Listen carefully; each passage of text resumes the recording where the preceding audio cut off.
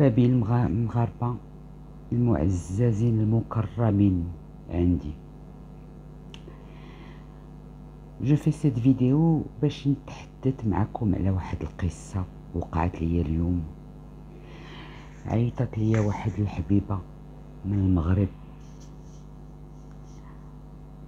عيطت لي في إسرائيل باش تعاود لي باش شي يهود المغرب جالسين كيتذاكروا بيناتهم،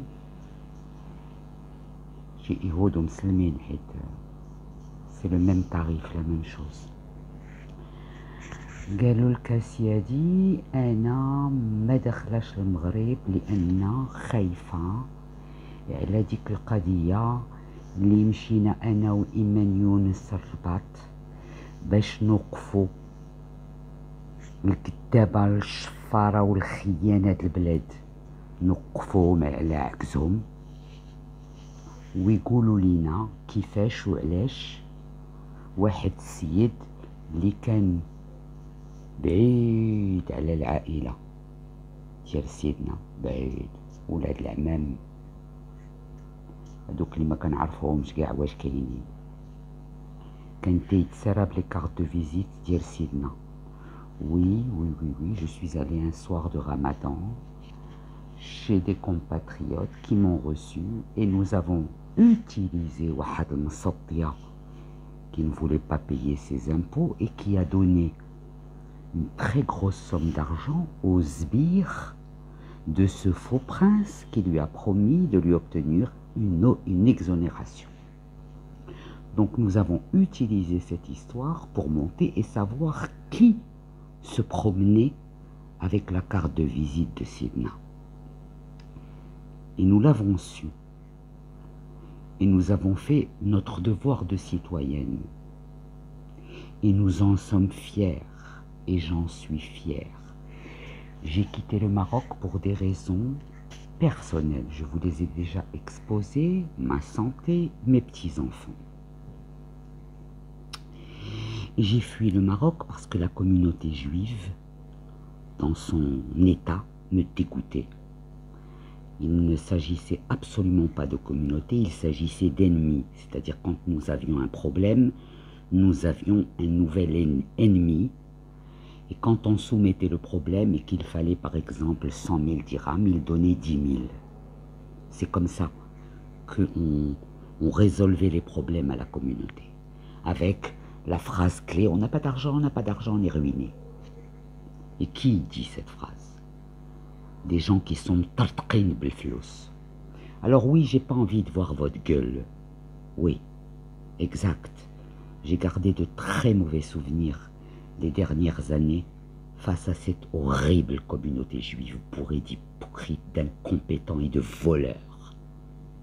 Moi, je vais pas me bagarrer avec vous sur les réseaux sociaux comme ceux qui étendent le linge.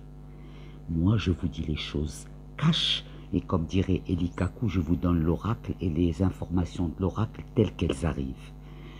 J'ai quitté le Maroc très peu de temps après avoir vécu cette, comment dirais-je, cette big fdeha que nous avons fait à ce prince. Parce qu'il faut le faire pour se promener avec les cartes du roi et dire qu'on est le cousin du roi et à ce titre prendre l'argent des citoyens. En mettant un stop, nous avons eu après plein de gens qui nous ont écrit merci puisqu'il nous a pris aussi de l'argent parce qu'il nous a promis un job là et là, ça m'a écœuré. Oui, je le dis, ça m'a écœuré et je me suis dit Nicole, c'est peut-être le moment pour toi de tourner la page, de partir, de ressourcer auprès de ta famille, auprès de tes petits-enfants. Mais je peux venir au Maroc demain matin si je veux, Inch'Allah. Il n'y a aucun problème. Donc, qu'est-ce que vous avez fait en 50 ans de ça? Quoi? Rien. Ça fait 2 ans que le groupe WhatsApp a été créé.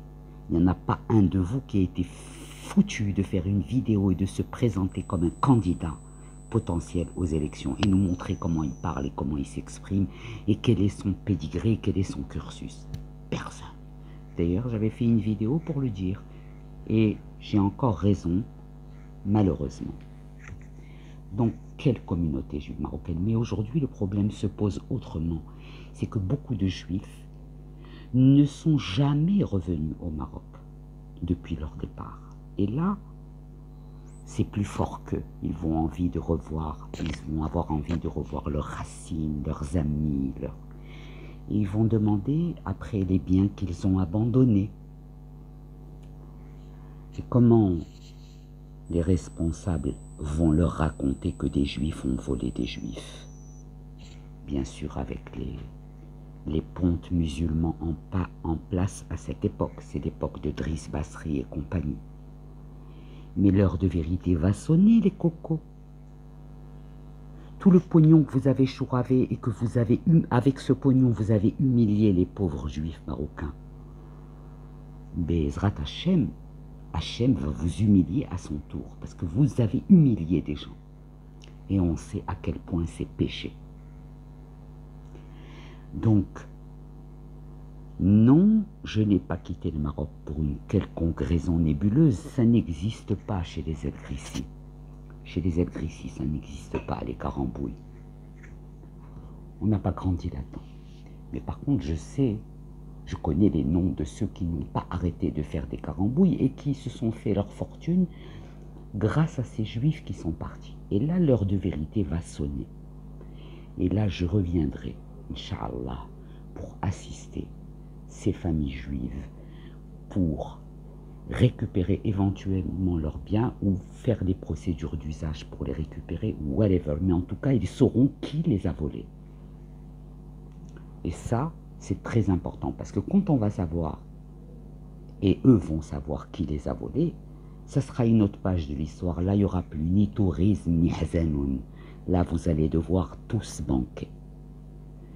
Bziz ou la khatar, parce que bien mal acquis ne profite jamais.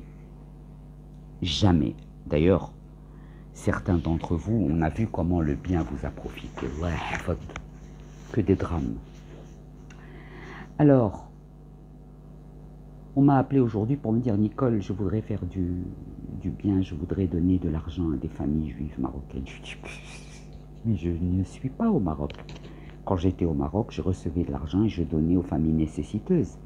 Mais une fois que l'argent est rentré dans les bureaux de la communauté, comment je le suis moi après? Non. Donc, je lui ai préconisé autre chose, d'aider les Marocains en Israël. Et je l'ai mise en relation avec la personne qui pouvait le faire, avec de l'honnêteté, avec de l'engagement physique et moral vis-à-vis des personnes en difficulté, et non pas cette condescendance hideuse que tous les Juifs qui ont connu une chute ont subi. Et ça, c'est impardonnable, tout comme les biens juifs spoliés. Alors, cette vidéo, c'est l'apéro. Petite s'amuse-gueule. Mais quand le moment viendra, non seulement, Inch'Allah, je reviendrai au Maroc avec les honneurs, et ce sera sûrement Imen et Suzanne Haroche qui viendront me chercher. Tête de liste. Mais je vais régler mes comptes à ce moment-là avec beaucoup de cucus. Parce que jusqu'à présent, je reste gentiment avec les dossiers et les preuves de spoliation dans mon ordinateur. Je ne bouge pas. Et je ne reviendrai au Maroc que quand une personne de la communauté m'aura appelé pour me présenter ses excuses. Là, je rentrerai. Sinon, non.